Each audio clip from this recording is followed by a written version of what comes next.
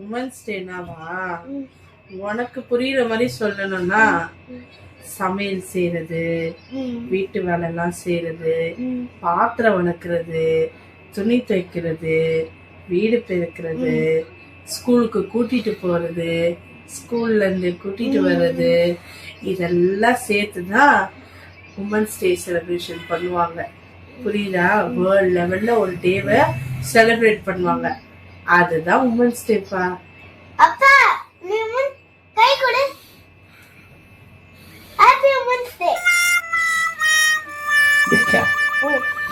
ஏன்பா வீட்டு வேலை செய்யறதுனால எனக்கு உமன்ஸ் டே செலிப்ரேட் பண்றதுக்கு கை கொடுக்குறியா?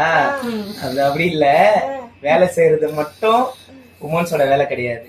சரியா? பைபிள்ல ஒரு வசனம் சொல்லுது, நீதிமொழிகள் 31:10, குணசாலியான ஸ்ரீயை கண்டுபிடிப்பவன் யார்?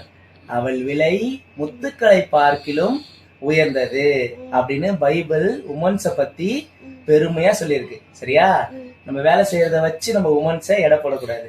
ஆண்டவரோட பாதத்துல உட்கார்ந்து அவரோட வார்த்தைய வாங்கி நம்மளோட ஃபேமிலிய அம்மா எப்படி நடத்துறாங்க, ஜபம் பண்ணி நம்மள எப்படி ஜபத்துல தாங்குறாங்க, அதுதான் குணசாலியான ஸ்ரீ.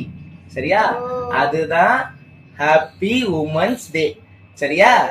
ஓகே, அவங்களுக்கு சொல்லிடலாமா? ஓகே, உங்களுக்கும் ஹாப்பி உமன்ஸ் டே.